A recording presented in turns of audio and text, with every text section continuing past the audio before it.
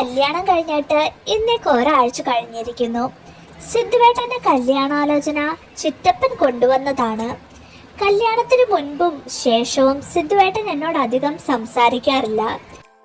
പെണ്ണ് കാണാൻ വന്നപ്പോൾ ആരും കൊതിക്കുന്ന ഒരു ചിരി മാത്രമാണ് സിദ്ധുവേട്ടൻ സമ്മാനിച്ചത്. പിന്നീട് അവർ അറിയിച്ചു അവർക്ക് ഈ കല്യാണത്തിന് സമ്മതമാണെന്ന്. സിദ്ധുവേട്ടൻ പഠിച്ചതെല്ലാം ബാംഗ്ലൂരിലാണ്. അവിടെയാണ് ഏറെ നാളായിട്ട് വർക്കും ചെയ്യുന്നത്. സിദ്ധുവേട്ടൻ്റെ അച്ഛൻ പറഞ്ഞതാണ് നാട്ടിലെ ബിസിനസ്സും മറ്റു കാര്യങ്ങളും നോക്കി എൻ്റെ കൂടെ നാട്ടിൽ നിൽക്കാനായിട്ട്. എന്നാൽ സിദ്ധുവേട്ടൻ ഒരേ നിർബന്ധം, ബാംഗ്ലൂരിലെ ജോലി വിട്ട് എങ്ങോട്ടും പോകില്ല എന്ന്. അങ്ങനെ ഒരു രാത്രിയിൽ ഞാൻ ബാംഗ്ലൂർ നഗരത്തിലേക്ക് എത്തി. തൻ്റെ ഹൃദയം വല്ലാണ്ട് ഇടിക്കുന്നുണ്ട്. താൻ ആദ്യമായിട്ടാണ് നാട്ടിൽ നിന്ന് നഗരത്തിലേക്ക് വരുന്നത്. ആ പറിച്ചുനടൽ തന്നെ വല്ലാണ്ട് വേദനിപ്പിക്കുന്നുണ്ട്. മായ എന്ന താനേ ഒരു നാടൻ പെൺകുട്ടിയാണ്. തൻ്റെ നാട്ടിലെ നഗരം വിട്ട്, നഗരം പറയാൻ പറ്റില്ല, ഒരു കുഞ്ഞു സിറ്റി വിട്ട് താൻ എവിടെയും പോയിട്ടില്ല. ദേ വിശാലമായ ബാംഗ്ലൂരിൽ വന്നപ്പോഴോ തനിക്ക് ആകെപ്പാടെ വല്ലാതെ വേർപ്പ് മുട്ടുന്നു. പെൺകുട്ടികളെ കണ്ടാലറിയാം ഇപ്പോഴത്തെ 2K ജെൻസി കുട്ടികൾ. മുട്ടിൻ്റെ പൊക്കത്തോട്ടേക്ക് നോക്കിയാൽ 1.5 ഇഞ്ച് 2 ഇഞ്ച് കഷ്ടിച്ച് നീളമുള്ള ഡ്രസ്സ്, മുഖത്ത് മേക്കപ്പും ഇട്ടിട്ടുണ്ട്. കണ്ണുകൾ പേമാരി പോലെ പെയ്തിറങ്ങി. നാട്ടിലെ അമ്മേനെയും അച്ഛനെയൊക്കെ വല്ലാണ്ട് മിസ് ചെയ്യുന്നുണ്ട്. പെട്ടെന്നാണ് സിന്ധു റൂമിലോട്ടേക്ക് വന്നത്. അവൾ കരയുന്നത് കണ്ടതും അവന് ഊഹിക്കാൻ മാത്രമുള്ളതേ ഉണ്ടായിരുന്നുള്ളൂ. ഒരു നാട്ടിൻപുറത്തെ പെൺകുട്ടിക്ക് എത്ര വലുതാണ് അവളുടെ സ്ഥലവും വീടും വീട്ടുകാരുമെന്ന്. അവൻ കൂടുതലൊന്നും ചോദിക്കാൻ നിന്നില്ല.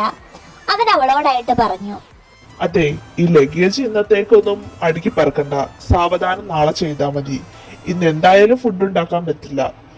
വാ, നമുക്ക് പുറത്തുനിന്ന് പോയി ഫുഡ് കഴിക്കാം. അങ്ങനെ ഒരു കെട്ടിടത്തിന്റെ 16ാം ഫ്ലോറിൽ ഇരുവരും ഫുഡ് കഴിക്കാനായിട്ട് വന്നു നിന്നു. അവൾ ആകെ അന്തം വിട്ടു നിന്നു. മായയ്ക്ക് ഇതെല്ലാം പുതിയ കാഴ്ചകളായിരുന്നു. താൻ ഇരിക്കുന്നതിൻ്റെ മറുവശത്ത് ചില്ലുകൾ കൊണ്ട് വെച്ചിരിക്കുന്ന ഒരു ഭിത്തി.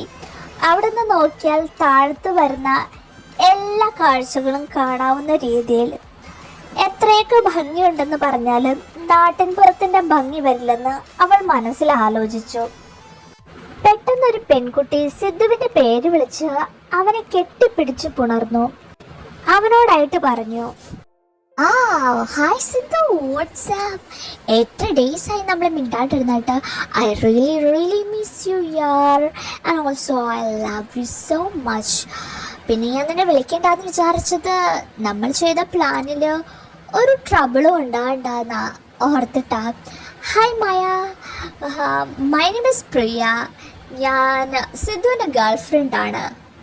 Come on Priya, it's not a big deal. ഈ ബാംഗ്ലൂർ പോലത്തുള്ള പ്ലേസിൽ ഇതൊന്നും വലിയ തിങ്സ് അല്ല. ആക്ച്വലി ഞങ്ങളുടെ മാരേജിനെ പറ്റി ഞാൻ എൻ്റെ വീട്ടിൽ പറഞ്ഞിട്ടുണ്ടായിരുന്നു. സോ എൻ്റെ ഡാഡിക്കും പിന്നെ ഇവരുടെ വീട്ടിലൊന്നും സമ്മതമല്ലായിരുന്നു. അതാ ഞങ്ങൾ ഈ പ്ലാൻ ഇട്ടത്. ഡോണ്ട് വറി, എൻ്റെ ഓഫീസിൽ തന്നെ നിനക്കൊരു ജോലി ഞാൻ റെഡിയാക്കി തരാം.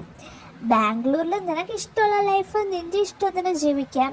ആൻഡ് സോറി, ഇത് ഞങ്ങൾ നേരത്തെ പറയേണ്ടതായിരുന്നു. ഞാൻ അവനോട് പറഞ്ഞത് പറയണ്ടെന്ന്. അല്ലെങ്കിൽ ഈ കാര്യങ്ങളൊന്നും ഇതുപോലെ സ്മൂത്തായി പോകില്ലല്ലോ. ഇതാകുമ്പോൾ നമ്മുടെ ഇഷ്ടത്തിന് ബാംഗ്ലൂരിലും ജീവിക്കാം. ഹണി, എനിക്കിത് പബ്ബിലൊരു പാർട്ടിയുണ്ട്. So see you tomorrow. നാളെ നമുക്ക് ഡീറ്റെയിൽ ആയിട്ട് സംസാരിക്കാം. Bye darling. മുന്നിൽ ചങ്ക് പൊട്ടി കരയുന്നവളെ കണ്ട് സിദ്ധുവിൻ്റെ മനസ്സൊന്ന് നീറി. താൻ നേരത്തെ പറയേണ്ടതായിരുന്നു ഇതെല്ലാം. പ്രിയയോട് ഞാൻ പറഞ്ഞതാണ് ഈ റിലേഷൻഷിപ്പൊക്കെ നിർത്താം. അവൾക്കായിരുന്നു നിർബന്ധം. അവളാണ് ഇങ്ങോട്ടേക്ക് ഫോഴ്സ് ചെയ്ത് എന്നെ പ്രപ്പോസ് ചെയ്തതും. ഒന്നല്ലേലും താനാണെന്ന് ആ കണ്ണീരിൻ്റെ ഉത്തരവാദി. തൻ്റെ പൊന്നുപോലെയാണ് ഈ ഒരാഴ്ച അവൾ നോക്കിയത്. തൻ്റെ ഓരോ നോട്ടത്തിലും അവഗണന മാത്രമാണ്. ഒരു പരാതിയും പരിഭവമില്ലാണ്ട് വരും. തനിക്കുള്ള എല്ലാ കാര്യങ്ങളും ചെയ്തു തരും. ഒരിക്കലും മറ്റൊരു പെണ്ണിന് അവളെക്കാളും നന്നായിട്ട് ചെയ്യാൻ അറിയില്ലാന്ന് തനിക്ക് എന്തുകൊണ്ട് 100% മനസ്സിലായിട്ടുണ്ട്.